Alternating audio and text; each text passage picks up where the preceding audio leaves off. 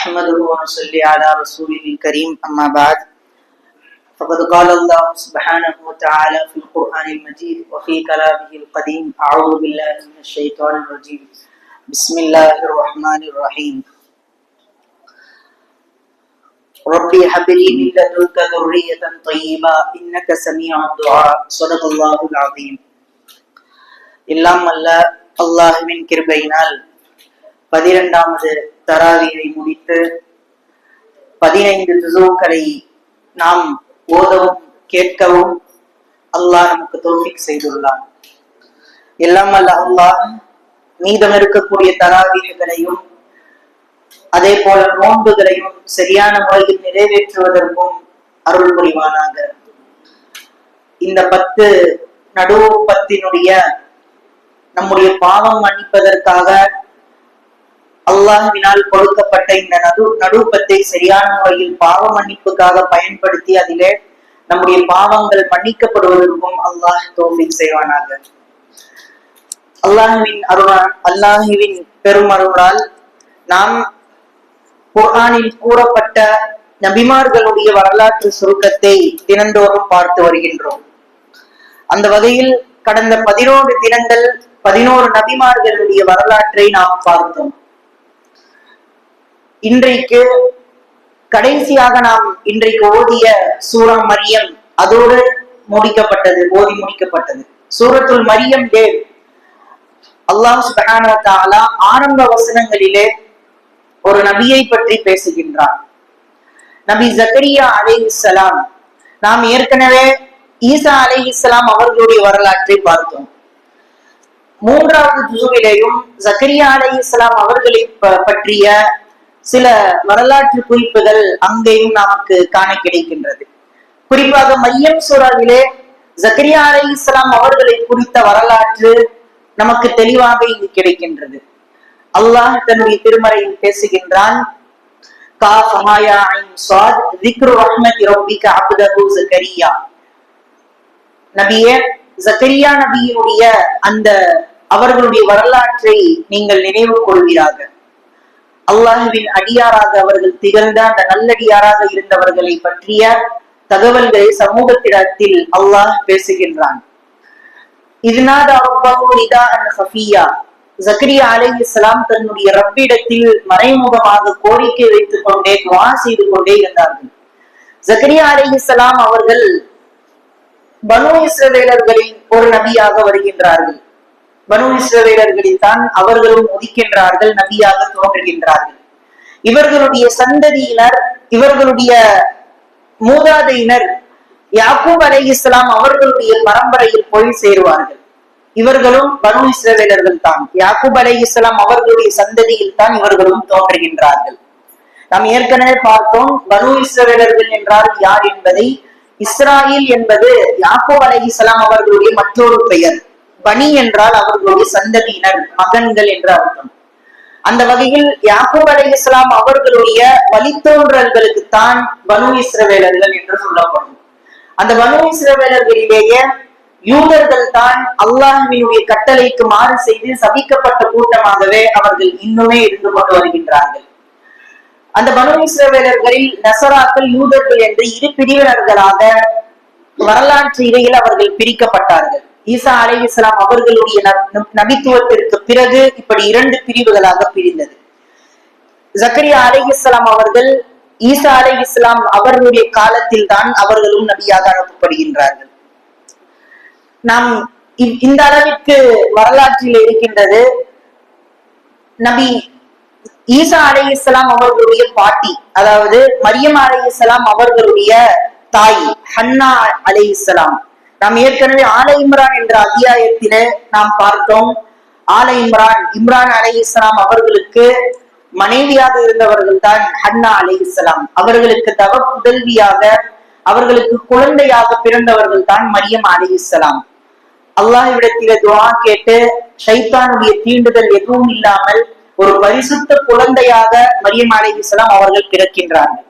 அந்த மரியம் அலைஹிஸ்ஸலாம் அவர்களை பொறுப்பேற்று வளர்த்தவர்கள் யார் என்றால் ஜக்கரியா அலைஹிஸ்ஸலாம் அவர்கள் தான். எப்பொழுதும் மரியம் அலைஹிஸ்ஸலாம் அவர்களை அந்த பைத்துல் முகத்தஸ் இறை இல்லத்திற்காக அவர்களுடைய தாய் அர்ப்பணித்த பொழுது அவர்களை பொறுப்பேற்று வளர்ப்பதற்கு முன்வந்தவர்கள் பல பேர் இருந்தாலும் அதிலே அல்லாஹ் ஜக்கரியா அலைஹிஸ்ஸலாம் அவர்களை தேர்ந்தெடுத்து அவர்களுடைய கையினால் அவர்களுடைய கரத்தினால் அவர்கள் வளர்ந்தார்கள். மரியம் அலைஹிஸ்ஸலாம் அவர்களுடைய வளர்த்த பெருமை, அவர்களை பொறுப்பேற்ற அந்த பெருமை ஜக்கரியா அலைஹிஸ்ஸலாம் அவர்களை சாரும். ஜக்கரியா அல்லாஹ் தன்னுடைய திருமறையிலே கூறுகின்றான், மரியம் அலைஹிஸ்ஸலாம் அவர்களை பொறுப்பேற்று வளர்த்தார்கள், அவர்களை பொறுப்பேற்றுக் கொண்டார்கள். ஜக்கரியா அலைஹிஸ்ஸலாம் அவர்கள் திருமணமும் ஆகின்றது. அவர்களுக்கு நீண்ட ஒரு வயது, பெரும் வயதை அடைகின்றார்கள், பெரும் மூதாதையர்களாக, அதாவது அவர்கள் வயோதிகராக மாறுகின்றார்கள். தலைமுடியெல்லாம் நிறைத்து விடுகின்றது. மனைவியும் ஒரு குழந்தை பெற்றெடுக்கக்கூடிய அந்த பருவத்தை தாண்டியும் விடுகின்றார்கள். கடைசி வரை அவர்களுக்கு குழந்தை பாக்கியம் இல்லாமலேயே இருந்தது. அதைத்தான் அல்லாஹ் சொல்கின்றான், இதுநாதா சஃபியா, அவர்கள் அல்லாஹ்விடத்திலே துஆ செய்து கொண்டே இருந்தார்கள். மறைமுகமாக மிகவும் தாழ்ந்த குரலில் அல்லாஹ்விடத்திலே துஆ செய்து கொண்டே இருந்தார்கள், தங்களுக்கு குழந்தை கிடைக்க வேண்டும் என்று. அல்லாஹ் அதையும் சொல்கின்றான், அவருடைய தலைமுடி நிறைத்து விட்டது. இதற்கு மேலும் அவர்கள் துஆ செய்வது பலனற்று போயிருக்கக்கூடிய அந்த நிலைமையில் கூட அவர்கள் நம்பிக்கையை கைவிடவில்லை. இறைவனின் மீது இருந்த அலாதியான அந்த உறுதியும் நம்பிக்கையும் அவர்கள் கைவிடாமல் துஆ செய்து கொண்டே இருந்தார்கள். கடைசி வரை துஆ செய்து கொண்டிருந்தார்கள். சொன்னார்கள், ரப்பே, உன்னிடத்தில் துஆ செய்யாத பாவியாக நான் ஆகவில்லை, நான் துஆ செய்து கொண்டே இருப்பேன் என்று சொல்லி துஆ செய்தார்கள். ரப்பி ஹபிலி மின் லதுன்க துர்ரியத்தன் தொய்யிபா, எனக்கு ஒரு நல்ல சந்ததியை எனக்கு கொடு. ஏனென்றால் அக்காலத்தில் ஜக்கரியா அலைஹிஸ்ஸலாம் அவர்கள் வாழ்ந்த காலத்தில் தௌராத்தை சரியாக பின்பற்றுவதற்கு அங்கு ஆள் இல்லை. தௌராத்தை சரியான முறையில் அங்கு பின்பற்றவும் இறைவனுடைய கட்டளையை ஏற்று வாழக்கூடிய மக்கள் அங்கு இல்லை.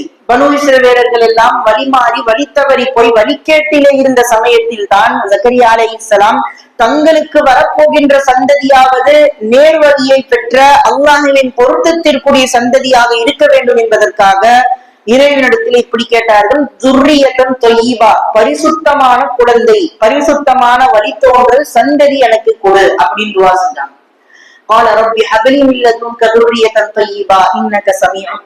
என் துஆவை கேட்பவன் நீ. அல்லாஹ் அவர்களுடைய துஆவை ஏற்றுக்கொண்டான்.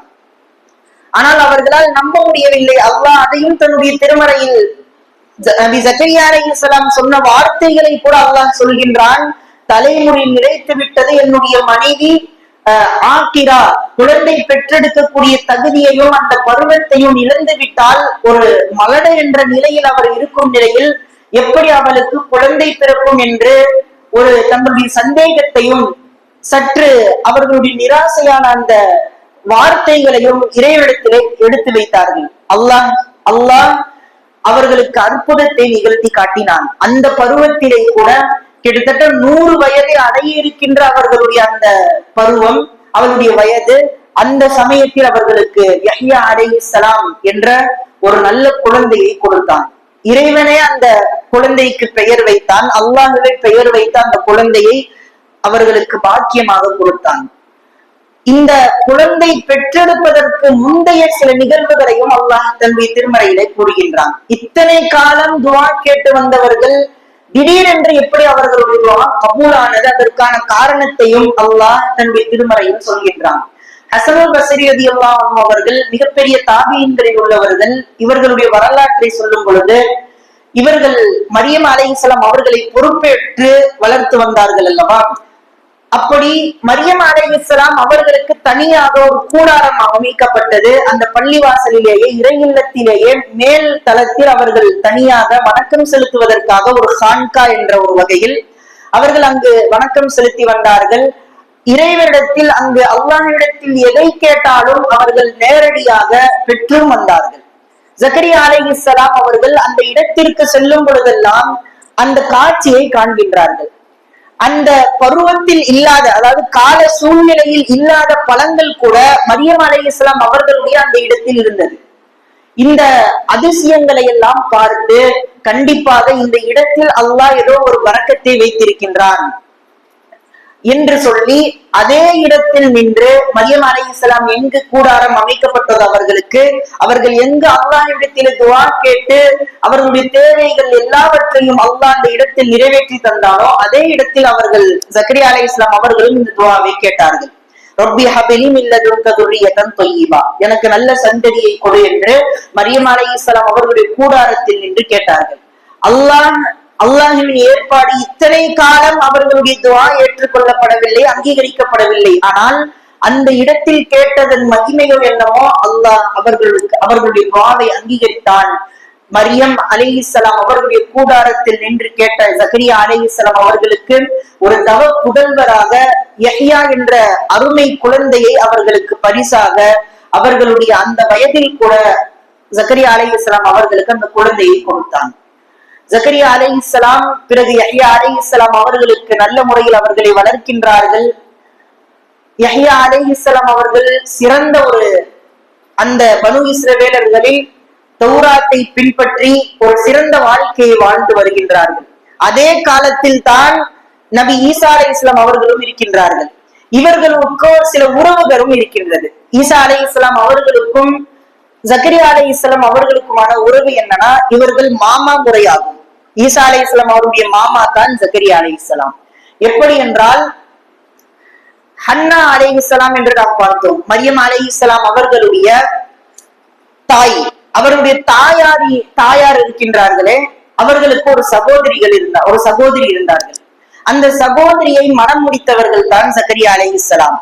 ஜக்கரியா அலைஹிஸ்ஸலாம் அவர்கள் மரியம் அலைஹிஸ்ஸலாம் அவர்களுக்கு மாமா, அதாவது அவர்களுடைய மாமா, மரியம் அலைஹிஸ்ஸலாமுடைய மாமா.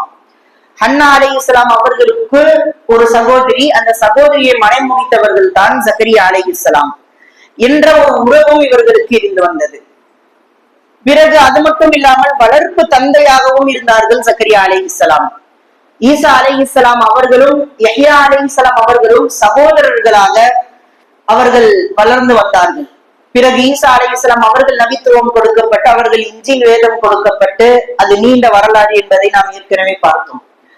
இப்படி ஜக்கரியா அலைஹிஸ்ஸலாம் அவர்களுடைய அந்த வரலாற்றை அல்லாஹ் பேசுகின்றான். நிராசையுடைய வயதில் கூட தளராது அல்லாஹ்விடத்தில் கையேந்தி தன்னம்பிக்கையோடு இறை நம்பிக்கையோடு அவர்கள் கேட்ட துஆவின் மகிமையும் அதனுடைய பலனையும் அவர்கள் அனுபவித்தார்கள் என்ற வரலாற்றை பார்க்கின்றோம். கடைசியாக ஜக்கரியா அலைஹிஸ்ஸலாம் அவர்களுடைய மரணம் கூட அவர்களுடைய சொந்த கூட்டத்தினால் நிகழ்ந்தது என்பதுதான் மிகவும் சோகத்திற்குரிய வரலாறு. இந்த யூதர்கள் இருக்கின்றார்களே, இவர்கள் கிட்டத்தட்ட பல நபிமார்களை கொண்டிருக்கின்றார்கள். ஒகானு யக்குத்துலூனல் அம்பியா, இவர்கள் தப்சீரே ஜலாலின் என்று சொல்லப்படக்கூடிய புகழ்பெற்ற அந்த தப்சீரில் குர்ஆனுடைய விளக்க விரைவில் சொல்கின்றார்கள், 70,000-க்கும் மேற்பட்ட நபிமார்களை இந்த யூதர்கள் கொண்டிருக்கின்றார்கள். இப்படி ஒரு கொடூரமான கூட்டம் அந்த யூதர்களால், அவர்கள் ஜக்கரியா அலைஹிஸ்ஸலாம் அவர்கள் இதே யூதர்களால் தான் கொலை செய்யப்படுகின்றார்கள். இவர்களுடைய அந்த அவர்கள் கொலை செய்யப்படும் பொழுது நடந்த நிகழ்வுகள், சில வரலாற்று தகவல்கள் எல்லாம் சொல்லப்படுகின்றது. இந்த கூட்டம் இவர்களை கொல்ல வந்த பொழுது இவர்கள் ஒரு மரத்திற்கு அப்பால் ஒளிந்து கொள்கின்றார்கள். அப்பொழுது அந்த மரத்தை பார்த்து கேட்டார்கள், என்னை மறைத்துக் கொள், இந்த கூட்டம் என்னை கொல்ல வருகின்றது என்று சொல்லும் பொழுது அந்த மரம் அவர்களை மறைத்துக் கொண்டது. அந்த மரத்திற்கு பின்னால் இவர்கள் மறைந்து கொண்டிருக்கின்றார்கள். அந்த கூட்டத்தானுடைய பார்வையில் படாமல் இருப்பதற்காக ஷைத்தான் அவர்களுடைய அந்த துணியை என்ன செய்தான், சற்று விலக்கி தந்தான், அந்த கூட்டம் அவர்களை பார்த்து விட வேண்டும் என்பதற்காக. பிறகு அந்த கூட்டம் பார்த்து விட்டது, அந்த மரத்தையும் துண்டு துண்டாக பிளந்தது. அந்த மரத்திற்கு பின்னால் இருந்த ஜக்கரியா அலைஹிஸ்ஸலாம் அவர்களையும் இந்த கூட்டம் கொன்றது என்று வரலாற்று தகவல்கள் கூட சில மார்க்க அறிஞர்கள் நமக்கு இப்படி சொல்லுவார்கள். எனவே ஜக்கரியா அலைஹிஸ்ஸலாம் அவர்கள் தங்களுடைய தள்ளாத பருவத்தில் கூட அவர்கள் அந்த தள்ளாத பருவத்தில் கூட தளராத ஈமானோடு கேட்ட துஆ அவர்களுக்கு பலன் அளித்தது. இந்த வரலாற்றின் மூலம் துஆவை என்றைக்கும் கைவிடக்கூடாது.